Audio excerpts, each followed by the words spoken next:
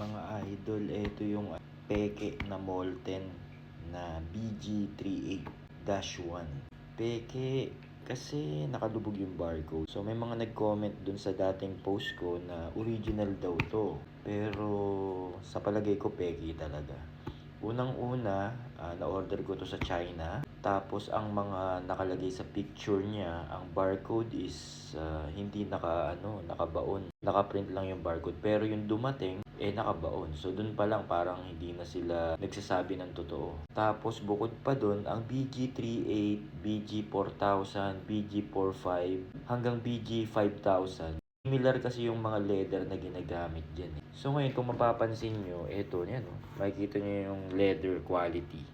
Ibang klase siya. Ipapakita ko sa inyo ito, para siyang nababalatan, namumuti. So ito pagtatabihin natin. So kung mapapansin nyo, kahit pudpud na yung BG45, hindi siya katulad nito na namumuti. Kita nyo, namumuti. Hindi pa gamit na gamit to, sakto lang to, hindi ko masyadong ginamit. Kasi nga, iba rin yung bounce niya iba rin yung dribble niya. Mararamdaman mo na may off sa kanya na hindi siya ganun ka-okay i-dribble. Kung pang shooting, pang drills, pwede na siguro. Pero pag naikumpara mo siya sa original, iba talaga. Tulad nito, ito yung BG45. So kung mapapansin nyo, ganyan siya pag napupudpud. Hindi siya namumut. At yung ganitong pudpud, ito yung paborito sa court kasi makapit na yung ganitong pudpud So kung mapapansin nyo, yan yung original versus sa peke na pudpud. Yan. Tapos ayan yung barcode niya rin, parang namumuti na.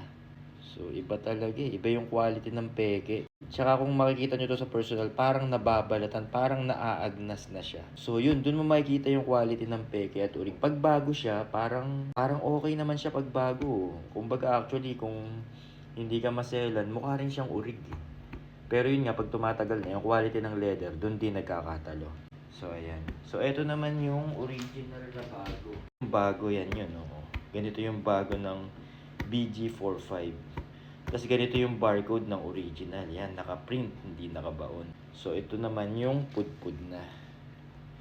So itong barcode nito, hanapin natin yung barcode. Baka burado na rin siguro. So ayan, burado na yung barcode niya Hindi na makita. Pero yun nga, hindi nakabaon ng barcode ng original. At kapag ka napudpod, hindi siya naaagnas. Napupudpod lang siya. At tumatagal talaga yung leather. So ayun lang guys. Ito yung bago na original. Ito yung pudpod na original. Yung peke. Ayan. So iba talaga yung quality ng peke. Kaya kung ako sa inyo, kung meron kayong budget, dagdagan nyo na lang. Iba pa rin yung orig, mas matibay, mas tumatagal yung leather, mas maganda yung bounce, mas nakakagamay siya ipanglaro.